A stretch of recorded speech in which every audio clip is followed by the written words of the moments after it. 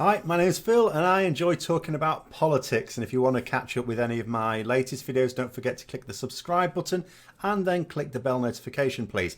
So I came home, I went out tonight and someone just said on my way back, oh, it looks like Jeremy Corbyn has tabled a vote of no confidence in the government. I was thinking, oh, it's finally happened. I wonder what's tipped him towards that, because he was so determined it wasn't going to happen. Well, it hasn't happened, actually. I even had a comment on the video when I came back saying, oh, I see Jeremy Corbyn's done this. He hasn't actually tabled a vote of no confidence in the government. He's tabled a vote of no confidence purely in the Prime Minister, which is not the same thing. Now, this is very, very strange because it can't go anywhere. If there's a lot of people in the opposition, not only in his own party, but in other parties as well, more specifically, that have been wanting Jeremy Corbyn to trigger a vote of no confidence in the government, because that could lead to a breakdown of the government and therefore trigger a general election. Now, he has been shy about doing this, and some people have suggested, well, why don't you do it then, these other people calling for it?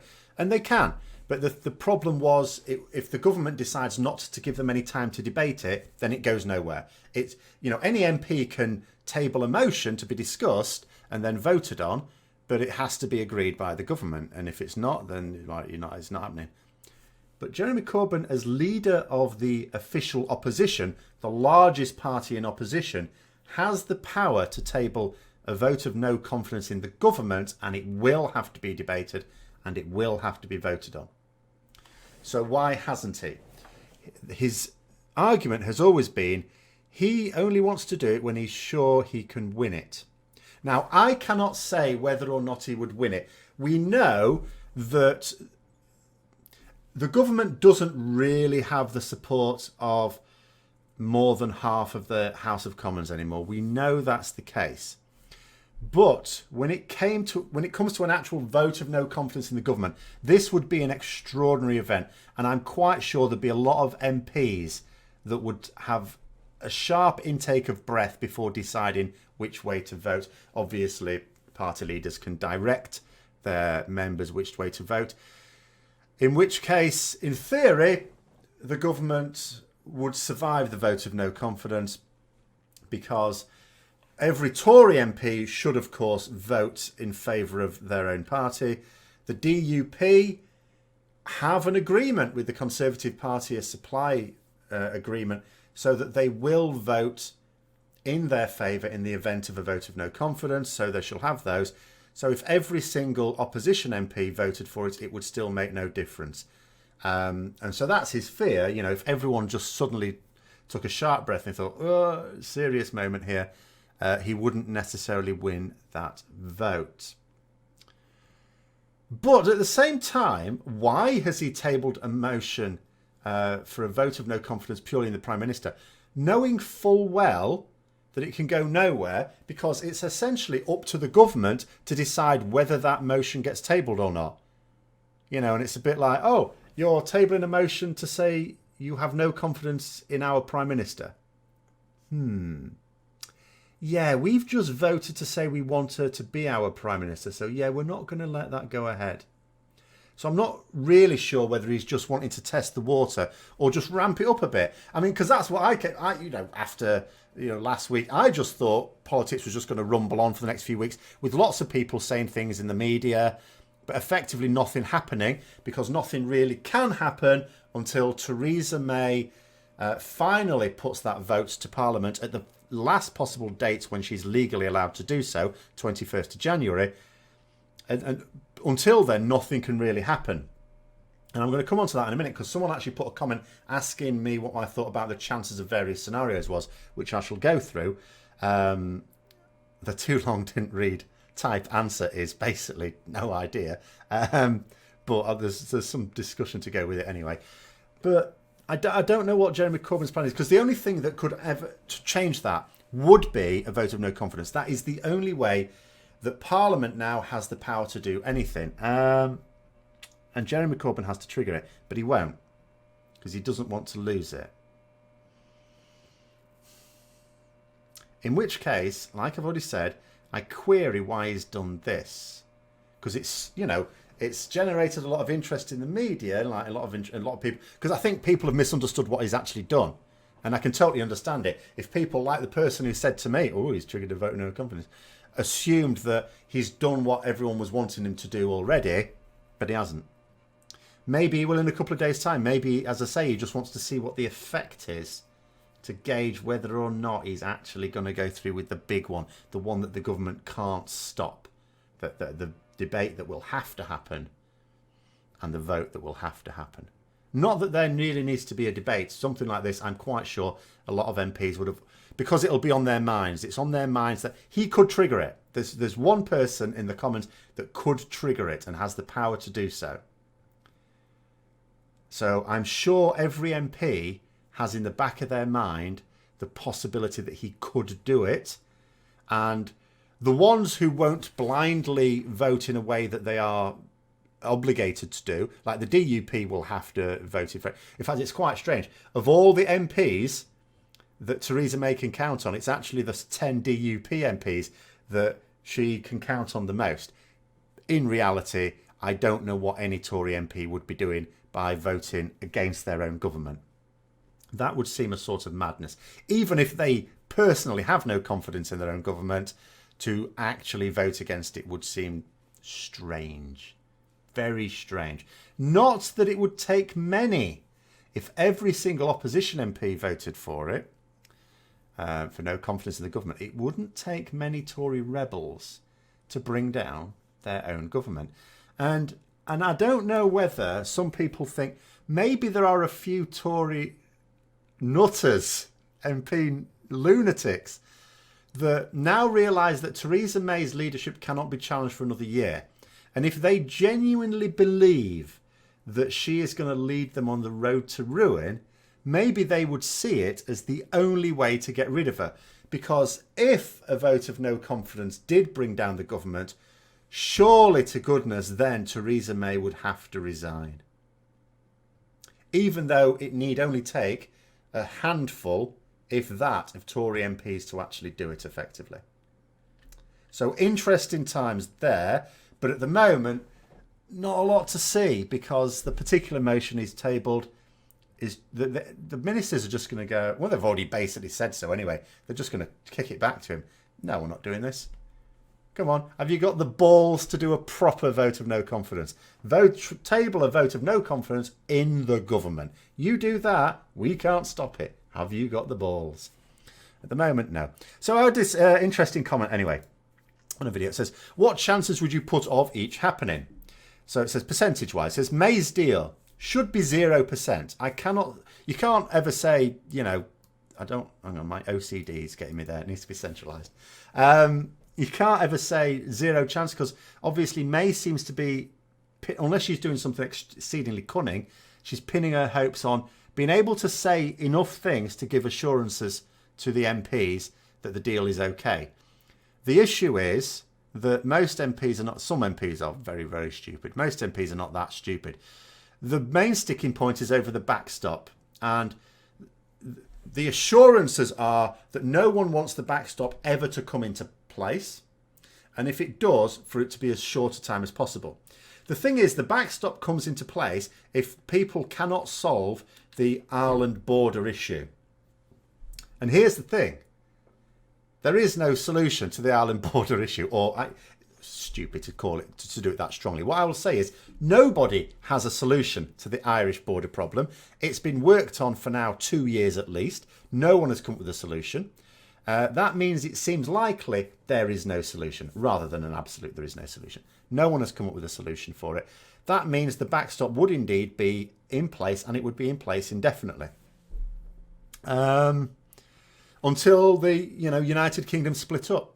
And actually, even though technically the full name of the Tory party, the official name is the Conservative and Union Party, a friend of, a colleague really at work was saying to me today, and there's some merit in this, that actually it'd be in the Conservatives' interest if the United Kingdom, the thing that they are pledged to preserve, broke up. It would help them out.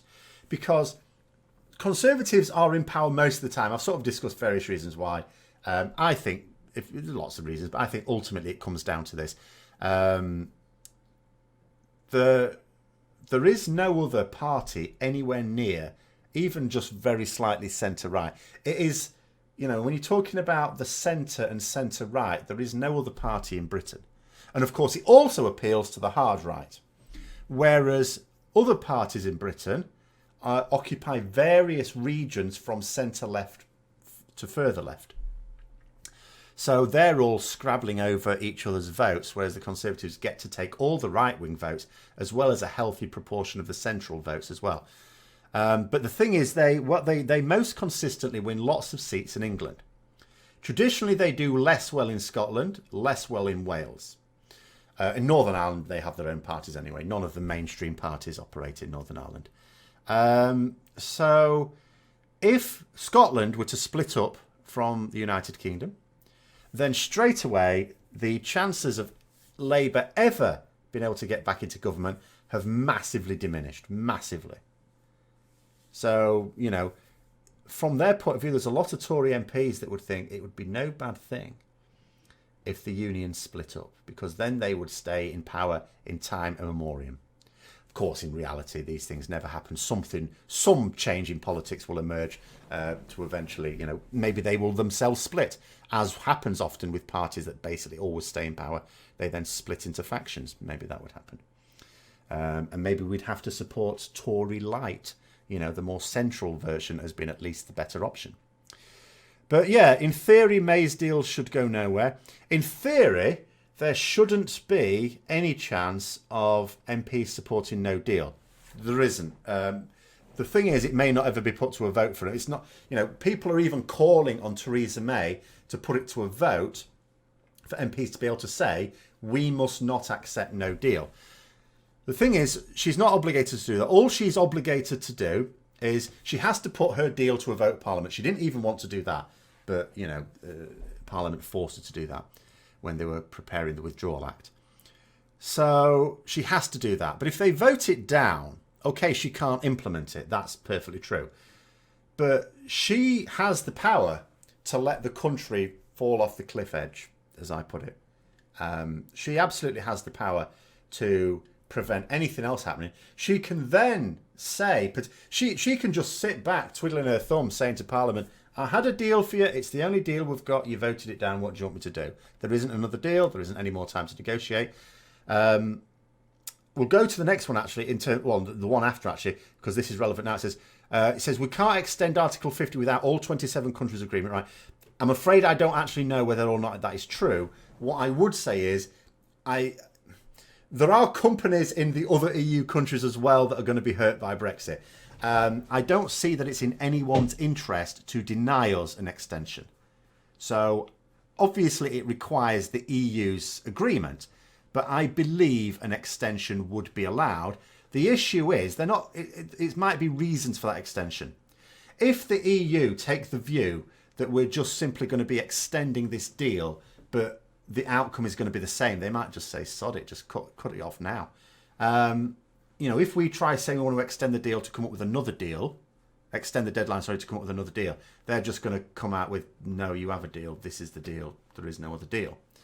So that's the only thing that potentially might stop them agreeing to it. But if there was a sensible reason, such as, for example, a collapse of a government, then I'd be very surprised if they did not. But yeah, so going back to the no deal thing. So Theresa May potentially, and again, if no one brings down her government, she's got the power to do this. She could, vote goes out 21st of January. Parliament votes it down. She can say, that was the deal. You're basically voting there for no deal. She can sit there twiddling her thumbs, going dum-de-dum-de-dum-de-dum. Evil finger pyramid of contemplation there. And sit, wait for the MPs to sweat a bit. Get to March and say, you know, I've been going back to the EU. They're giving me assurances, and you know they've given me all the assurances you could possibly want. This is the deal. And then in March, and she can say, we're not extending the end date. It's going to be when it is. We're not going to have a referendum. You know, it's this or no deal. Then it gets to like March time. She can say, she can put the same deal for another vote. She can just say, do you want to vote on it again? That may be her plan.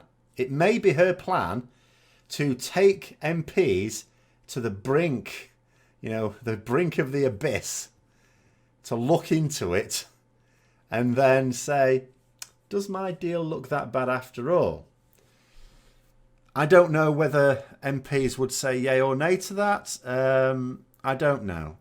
Because MPs, and that's why it's difficult to say what the chance of any of these things are. MPs may not behave rationally. Well, very frequently don't. And then it comes to the people's vote. Again, the only way that could happen is if the government is brought down.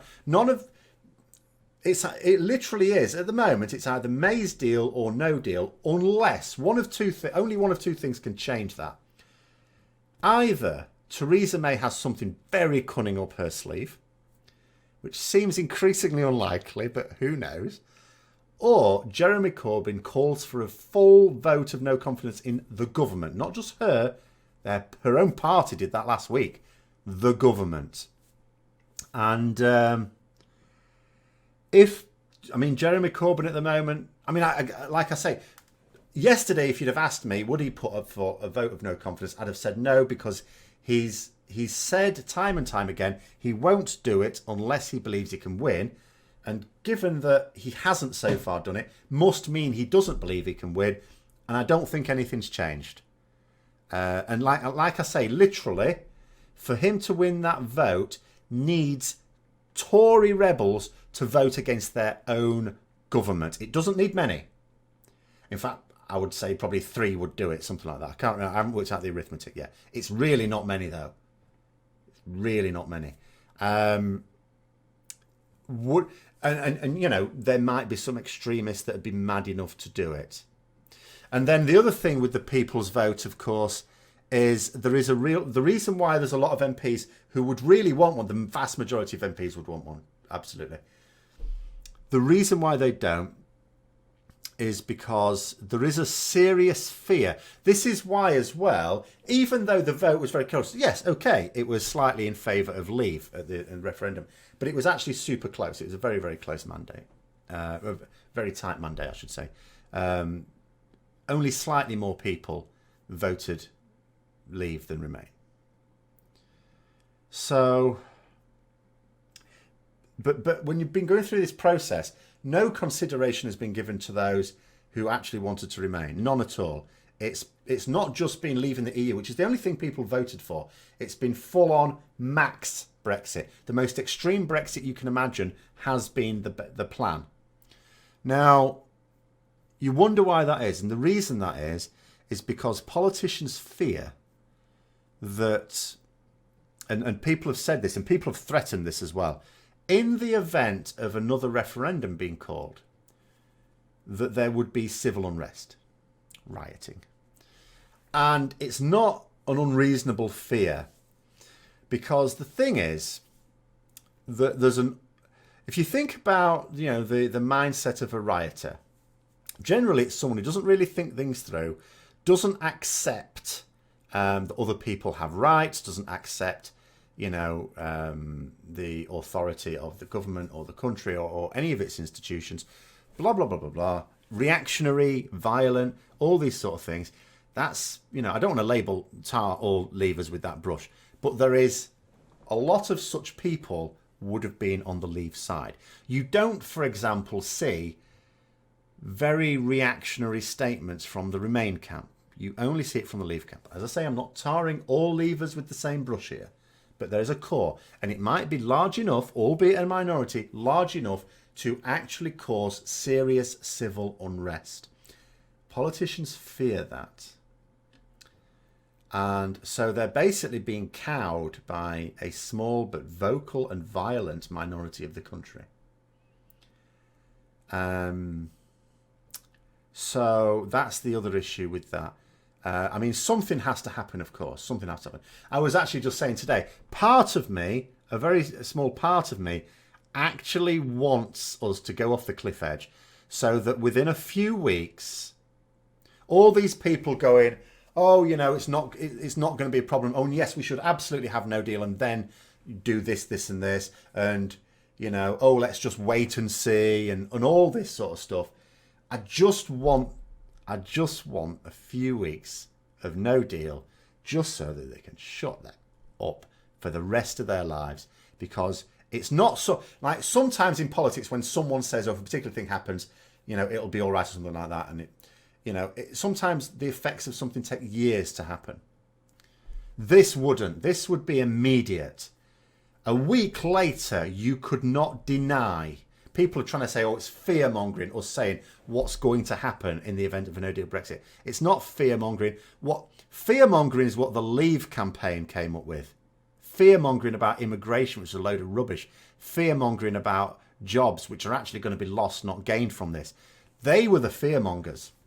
They just very successfully convinced a load of people that Remainers were fearmongers. But part of me just wants it to happen, just so that those people, no matter how stupid they are, cannot possibly deny the facts at that point. The problem is that wishing that is actually cutting off my nose to spite my face. In a very, very serious way, a lot of innocent people would suffer grievously. And in fact, if that were to ever happen, then everyone responsible, and the people responsible ultimately, would be Parliament. Everyone who wants a no deal, that's not everyone who wants to leave, everyone who wants a no deal, or at least accepts a no deal as being not a bad option, every single one of those groups of people would be directly responsible for the serious suffering that not only this country, but also many real people will suffer. But anyway, I'm going to leave it there. As I say, when I got home, I was expecting to do a much more exciting video about, speculating on the vote of no confidence, but it's a bit of a damp squib, that one. But anyway, never mind. I hope you've enjoyed listening anyway. If you have, don't forget to click the like button and subscribe if you haven't already. Click the bell notification. Share with others who may be interested in my rambling. And until next time, I'll see you later.